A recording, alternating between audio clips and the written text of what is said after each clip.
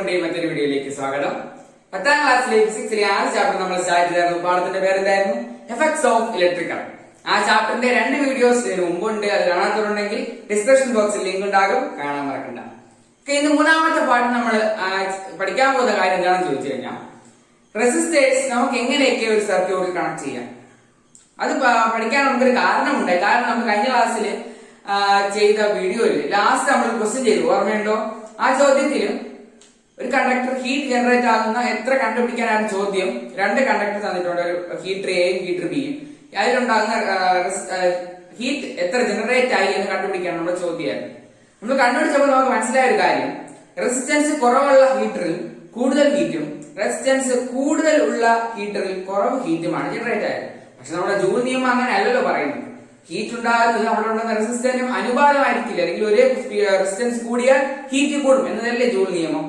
അവിടെ എന്താണ് ആ മാറ്റം സംഭവിക്കാനുള്ള കാരണം എന്ന് ചോദിച്ചു കഴിഞ്ഞാൽ, റെസിസ്റ്റേഴ്സിനെ നമുക്ക് പല രീതിയിൽ സർക്യൂട്ടിൽ കണക്ട് ചെയ്യാനായിട്ട് സാധിക്കും. അതാണ് നമ്മൾ ഇന്ന് വീഡിയോ ചിന്തിക്കുന്നത്. നേരെ വീഡിയോയിലേക്ക്. അപ്പോ റെസിസ്റ്റേഴ്സിനെ നമുക്ക് എങ്ങനെയൊക്കെ ഒരു സർക്യൂട്ടിൽ കണക്ട് ചെയ്യാനായിട്ട് സാധിക്കും? 2 രീതി നമുക്ക് സർക്യൂട്ടിൽ റെസിസ്റ്റേഴ്സിനെ കണക്ട് ചെയ്യാൻ പ്രധാനമായും 2 രീതി. ഏതൊക്കെയാണെന്ന് ചോദിച്ചാൽ, ഒന്ന് സീരീസ് കണക്ഷൻ, മറ്റൊന്ന് പാരലൽ കണക്ഷൻ.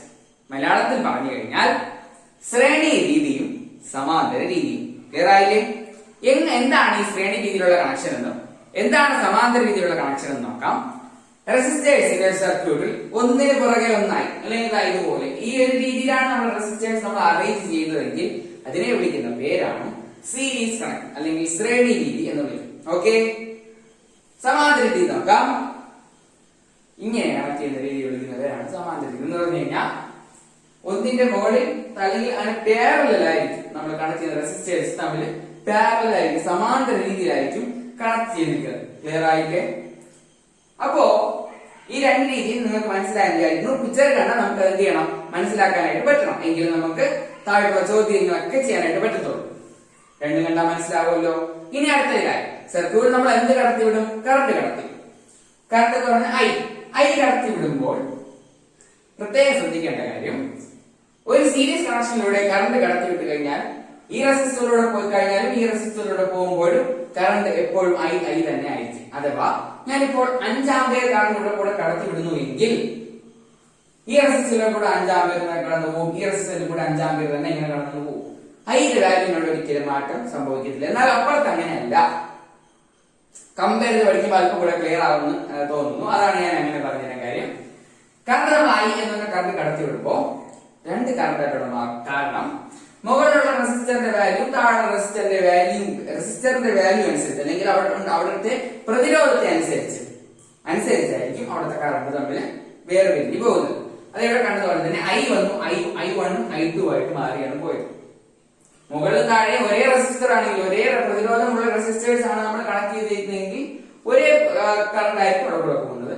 ഇപ്പം റെസിസ്റ്ററിന്റെ റെസിസ്റ്റൻസ് അനുസരിച്ച് ആയിരിക്കും കറണ്ട് അവിടെ വേറെ തിരിഞ്ഞു പോകുന്നത്. ക്ലിയർ അല്ലേ? പിന്നെ അത് ഒന്നാകുമ്പോഴത്തേക്കും പിന്നെ ഐ ആയിട്ട് തന്നെ കടന്നു പോകും. ക്ലിയർ? എന്നാൽ നമ്മുടെ ഇവിടെ ഉണ്ടാകുന്ന വോൾട്ടേജ് കൂടെ നമുക്ക് നോക്കാം. സീരീസ് കണക്ഷനിൽ 2 റെസിസ്റ്റൻസിലും ഓരോ വോൾട്ടേജ് ആയിരിക്കും. എന്തായിരിക്കും?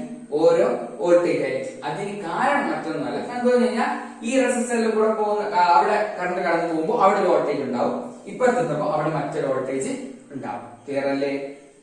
പക്ഷെ ഇവിടെ അങ്ങനെയല്ല, 2 ഒരേ വോൾട്ടേജ് ആയിരിക്കും. അപ്പൊ നമുക്ക് ആദ്യം ഒന്ന് എഴുതി വെക്കാം. വ്യത്യാസമുള്ള ആൾക്കാർ ആരൊക്കെയാണ് നോക്കാം. ഇവിടെ ഐ ആയിട്ട് തന്നെ, കറണ്ടിന് മാറ്റം ഉണ്ടാകത്തില്ല, ഐ ആയിട്ട് തന്നെ ഇരിക്കും. പക്ഷെ ഇവിടെ അങ്ങനെയല്ലോ, അല്ലല്ലോ. ഐ എന്ത് ചെയ്യും? I change. മനസ്സിലാക്കാനായിട്ടാണ് ഇങ്ങനെ ഒരു രീതി ഞാൻ ഫോളോ ചെയ്യുന്നത്. ഇവിടെ ഐ കോൺസ്റ്റന്റ് ആയിരിക്കും.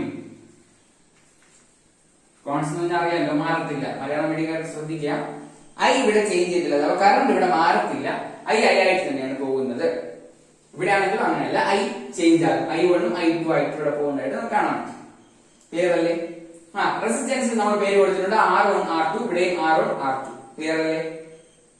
ഇവിടെ നോക്കാം. ഇവിടെ V എന്താണ്? V ചേഞ്ച് ചെയ്യുന്നുണ്ട്. അഥവാ പൊട്ടൻഷ്യൽ ഡിഫറൻസ്, പൊട്ടൻഷ്യൽ വ്യത്യാസം സീരീസ് കണക്ഷനിൽ ചേഞ്ച് ചെയ്യും. V changes.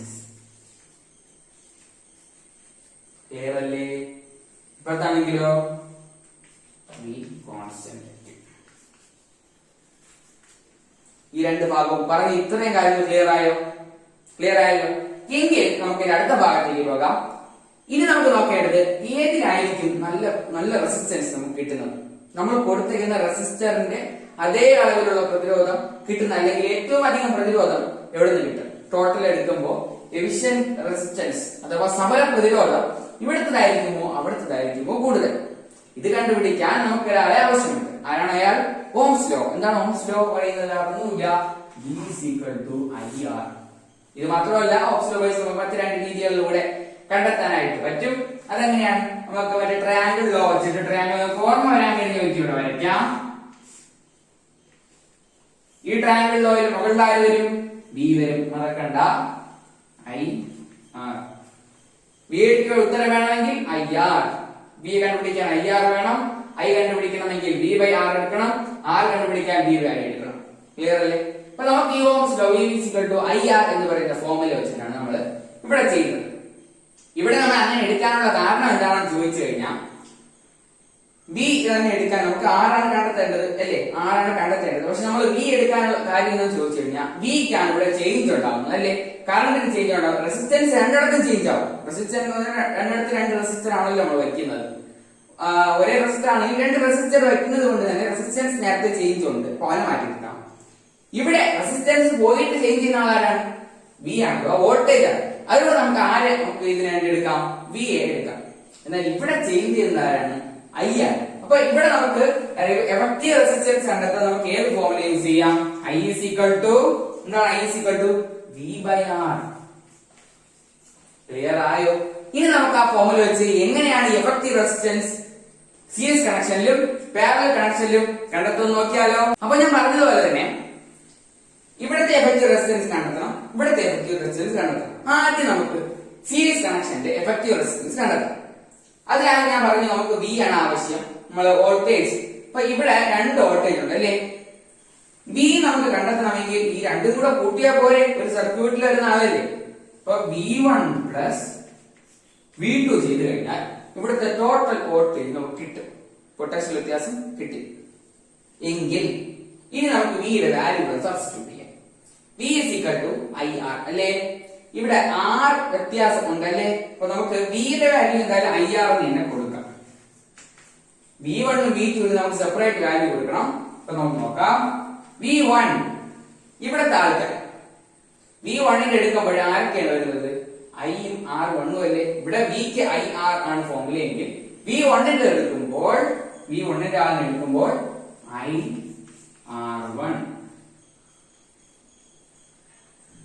R1 കിട്ടിയില്ലേ? എങ്കിൽ V2 ന്റെ എടുത്താലോ? IR2. ക്ലിയർ ആയോ ഇല്ലേ? ഇനി സിമ്പിൾ, നമ്മൾ IR നെ എടുത്ത് നമുക്ക് ഇക്വേഷൻ സോൾവ് ചെയ്യാം. ഇവിടെ പൊതുവായിട്ട് ഒരാളില്ലേ? ആരാണ് അയാൾ? I എന്ന് പറഞ്ഞ ആൾ. അപ്പൊ I എന്തായാലും നമുക്ക് വെളിയിൽ എടുക്കാം. വെളിയിലെടുത്ത ശേഷം പൊതുവായിട്ട് ബ്രാക്കറ്റ് കൊടുത്തു കഴിഞ്ഞാൽ R1 + R2 നമുക്ക് എഴുതാം. ഇവിടെ കൈയുണ്ട്, ഇവിടെ കൈയുണ്ട്. ഈ രണ്ട് കൈകൾ വെട്ടിക്കളഞ്ഞൂടെ? നമുക്ക് അവരെ എടുക്കുമ്പോൾ കളയാം. കളഞ്ഞു കഴിഞ്ഞാൽ മിച്ചം എത്രയാണെന്ന് നോക്കാം. R = R1 + R2. അപ്പോ ഇവിടത്തെ എഫക്റ്റീവ് റെസിസ്റ്റൻസ് കണ്ടുപിടിക്കാൻ ഈ ഒരു സർക്യൂട്ട് പരിശോധന ചോദിക്കുകയാണ്. സീരീസ് കണക്ഷൻ തന്നേക്കാണ് വെക്കുക. തന്നിട്ട് രണ്ടിടത്തുള്ള റെസിസ്റ്റൻസ് തന്നിട്ടുണ്ട്. ഇവിടെ 5 ഓം, ഇവിടെ ഒരു 3 ഓം എന്ന് വെക്കുക. എങ്കിൽ എഫക്റ്റീവ് റെസിസ്റ്റൻസ് എന്ത് ചെയ്യണം? ഒന്നും ചെയ്യണ്ട, രണ്ടും കൂടെ കൂട്ടിയാൽ മതി. 5 + 3 8 ഓം. ക്ലിയർ ആയില്ലേ? എങ്കിൽ ഇതുപോലെ നമുക്ക് ഇവന്റതും കൂടെ നോക്കിയാലോ? ഇപ്പോ ശ്രേണിയിൽ സഫല പ്രതിരോധം കണ്ടെത്താൻ അതിലുള്ള പ്രതിരോധങ്ങൾ തമ്മിൽ എന്ത് ചെയ്താൽ മതി? കൂട്ടിയാൽ മതി. ക്ലിയർ അല്ലേ? നെക്സ്റ്റ് ഇവന്റെ കാര്യത്തിലേക്ക് പോകാം. ഞാൻ നേരത്തെ പറഞ്ഞു ഇവിടെ നമ്മൾ V IR എടുത്തതിനുള്ള കാരണം റെസിസ്റ്റൻസ് പോയിട്ട് ചേഞ്ച് ചെയ്ത ആളാരാണ്? V ആണ്. എങ്കിൽ ഇവിടെ റെസിസ്റ്റൻസ് പോയിട്ട് ചേഞ്ച് ചെയ്യുന്ന ആളാരാണ്?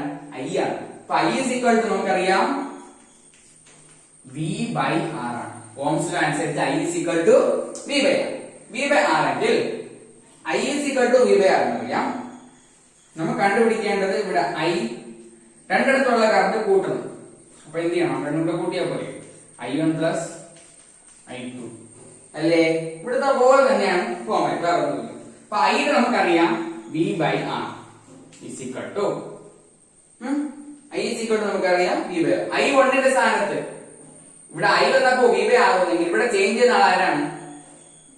V ക്ക് ചേഞ്ച് ഇല്ല. അപ്പൊ നമുക്ക് R1 R2 മാറ്റി ചേഞ്ച് ചെയ്യും. അപ്പം V by R1 plus V by R2 clear അല്ലേ?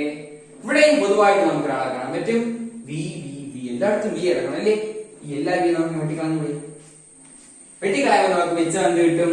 1 by R is equal to 1 by R1 plus 1 by R.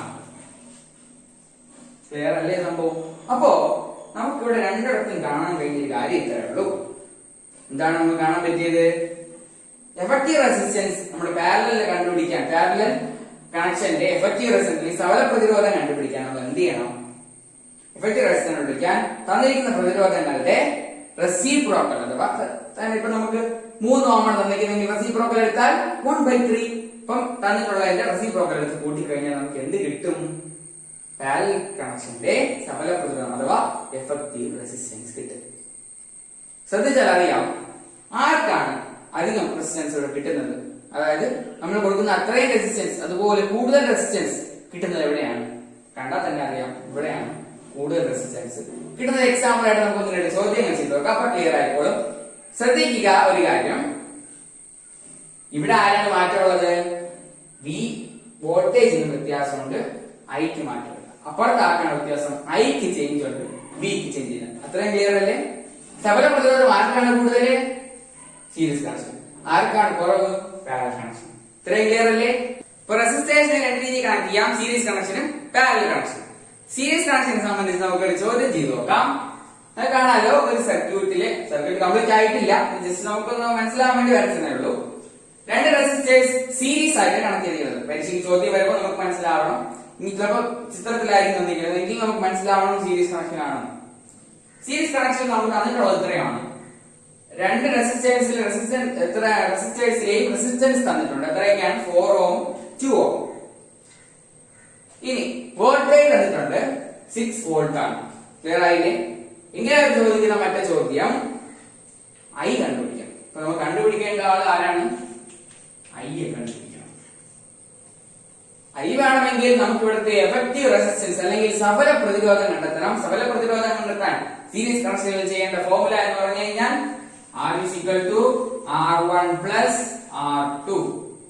R1 R2 കൂടെ കൂട്ടിയാൽ പോരെ. അപ്പം 4 plus 2 എന്ന് പറഞ്ഞു കഴിഞ്ഞാൽ 6 ഓം. കിട്ടിയില്ലേ? സിമ്പിൾ ആയി. അപ്പോ ഇനി കറണ്ട് കണ്ടുപിടിക്കാൻ ഒരു ഫോർമുല നമുക്ക് വേണ്ടേ? ഓംസ് ലോ അറിയാമെങ്കിൽ സിമ്പിൾ. എന്താണ് ഓംസ് ലോ? ഞാൻ ഓർമ്മിപ്പിക്കാൻ പിന്നെയും വരച്ച് കാണിക്കാം. V I R. I കണ്ടുപിടിക്കണമെങ്കിൽ V by R എടുത്താൽ മതി. അപ്പോൾ I കണ്ടുപിടിക്കണമെങ്കിൽ V by R. ഇവിടെ V എത്രയാണ്? 6 വോൾട്ട്. ചോദ്യം തന്നിട്ടുണ്ട് 6 by റെസിസ്റ്റൻസ് എത്ര കിട്ടി? അത് മാറി തന്നെയാണ്. ഉത്തരം 1 കിട്ടി. സിമ്പിൾ ആയില്ലേ? എത്രയാണ് അതിന്റെ യൂണിറ്റ്? എന്താണ് യൂണിറ്റ്? ആംപിയർ. ക്ലിയർ ആയോ? ഒരു ചോദ്യം കൂടെ ചെയ്ത് നോക്കിയാലോ? അതും മറ്റൊരു ചോദ്യം ചെയ്യാം. ഇവിടെ അറിയാം, നമുക്ക് നോക്കിയാലോ, പാരലൽ രീതിയിലാണ് റെസിസ്റ്റേഴ്സ് കണക്ട് ചെയ്തിരിക്കുന്നത്. ഈ കണക്ഷൻ സർക്യൂട്ട് I എന്ന് പറയുന്ന കറണ്ട് കടത്തി വിടുന്നുണ്ട്. വോൾട്ടേജ് 12 വോൾട്ട് ആണ്. രണ്ട് റെസിസ്റ്റൻസിലും 12 ഓമും 4 ഓമും ആണ് റെസിസ്റ്റൻസ് നൽകിയിരിക്കുന്നത്. കണ്ടുപിടിക്കേണ്ടത് നേരത്തെ ചോദിച്ച പോലെ തന്നെ I. അതിനൊരു വ്യത്യാസമുണ്ട്. സീരീസ് കണക്ഷനിലേത് പാരലൽ കണക്ഷൻ. പാരലൽ കണക്ഷനിൽ എങ്ങനെയാണ് നമുക്ക് എഫക്റ്റീവ് റെസിസ്റ്റൻസ് കണ്ടെത്താൻ പറ്റും? റെസിസ്റ്റൻസ് കിട്ടിയാലല്ലേ Iയിലേക്ക് നമുക്ക് പോകാൻ പറ്റത്തുള്ളൂ. എഫക്റ്റീവ് റെസിസ്റ്റൻസ് കണ്ടുപിടിക്കാൻ എന്ത് ചെയ്യണം? നമുക്ക് ആ ഫോർമുല അറിയാം. 1 by R is equal to 1 by R1 plus 1 by R2. അപ്പൊ നമുക്ക് ചെയ്ത് നോക്കിയാലോ? നമുക്ക് രണ്ടായിട്ട് ഡിവൈഡ് ചെയ്യിക്കാം. ഒച്ചയെടുക്കും. അപ്പൊ നമ്മുടെ ഫോർമുല ഇതാണ്. നമുക്ക് ആദ്യം അപ്ലൈ ചെയ്യാം. അപ്പൊ 1 by R is equal to R1 എത്രയാണ്? 12 ഓം. അപ്പം 1 by 12 plus 1 by 4. ക്ലിയർ ആയില്ലേ? എങ്ങനെ നമ്മൾ ഇതിനെ കൂട്ടും? ഫ്രാക്ഷൻ അഡിഷൻ എങ്ങനെയാണ്? 4 into 1 is equal to 4. 12 into cross multiply 4 into 1 4. 12 into 1 12 by താഴെ രണ്ടും കൂടെ ഗുണിക്കണം. 12 into 4. ക്ലിയർ ആയോ? എങ്കിൽ അങ്ങോട്ട് അല്പം നീക്കണം. അപ്പൊ നമുക്ക് ചെയ്യാൻ ഒരു സ്ഥലം കിട്ടും. അപ്പൊ 12 plus 4 16, 12 into 4 48. തന്നെ ക്ലിയർ ആയോ? ഇനി നമുക്കിത് ചെറുതാക്കി കൂടെ. നമുക്കിതിനെ 4 കൊണ്ട് ഡിവൈഡ് ചെയ്താലോ? 16നെയും 14നെയും 4 കൊണ്ട് തന്നെ ഡിവൈഡ് ചെയ്യാം. 16 divided by 4 4 തന്നെ കിട്ടും. 48 divided by 4 12 കിട്ടും. പിന്നെ നമുക്ക് ഇതിനെ ഡിവൈഡ് ചെയ്തൂടെ? ഏതുകൊണ്ട് പൊതുവായിട്ട് ഡിവൈഡ് ആയിരുന്നു? 4 കൊണ്ട് തന്നെ ഡിവൈഡ് ചെയ്യാം. 4നെ 4 കൊണ്ട് ഡിവൈഡ് ചെയ്ത് കഴിഞ്ഞാൽ 1 കിട്ടും. 12നെ 4 കൊണ്ട് ഡിവൈഡ് ചെയ്ത് കഴിഞ്ഞാൽ 3 കിട്ടും. അപ്പൊ നമുക്ക് കിട്ടിയ ആരാണ്? 1/r is equal to 1/3. നമുക്ക് വേണ്ടത് ആരെയാണ്? നമുക്ക് ആരെ വേണം? 6നെ വേണം.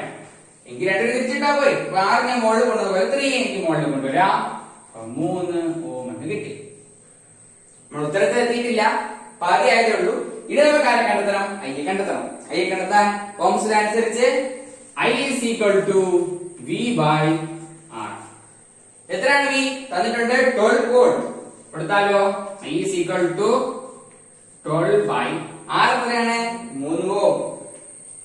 കൊടുത്തു കഴിഞ്ഞാൽ നമുക്ക് ഉത്തരം കിട്ടി. 12/3 is equal to 4 ആംപിയർ. കണ്ടുപിടിച്ചില്ലേ? അപ്പോൾ നമ്മൾ ഈ ചോദ്യവും ഉത്തരത്തിലേക്ക് എത്തി. 2 ചോദ്യം ക്ലിയർ ആയില്ലേ? സീരീസ് കണക്ഷനും പാരലൽ കണക്ഷനും ക്ലിയർ ആയില്ലേ? അതിന്റെ സഫല പ്രതിരോധം കണ്ടുപിടിച്ചത് മനസ്സിലായില്ലേ? ഡിഫറൻസസ് എന്താണെന്ന് ക്ലിയർ ആയില്ലേ? എങ്കിൽ ചോദ്യങ്ങൾ ചെയ്തു, അതിന്റെ ഉത്തരം നമുക്ക് കിട്ടി. ഇത്രയും ക്ലിയർ ആയെങ്കിൽ ഇന്നത്തെ വീഡിയോ നമ്മളോട് വൈൻഡപ്പ് ചെയ്യാണ്. വീഡിയോയുടെ സംശയങ്ങൾ നിങ്ങൾക്ക് കമന്റ് ചെയ്യാം. മാത്രമല്ല, ഇന്നത്തെ വീഡിയോയെ കുറിച്ച് എല്ലാ കാര്യങ്ങളും മനസ്സിലായെങ്കിൽ ഈ വീഡിയോ നിങ്ങളുടെ കൂട്ടുകാർക്ക് ഷെയർ കൊടുക്കാൻ മറക്കണ്ട. വീഡിയോ ഇഷ്ടപ്പെട്ടാൽ ലൈക്ക് ചെയ്യണം. പിന്നെ എന്റെ ചാനൽ ഇതുവരെ സബ്സ്ക്രൈബ് ചെയ്തിട്ടില്ലെങ്കിൽ സബ്സ്ക്രൈബ് ചെയ്യാൻ മറക്കണ്ട. Okay, by.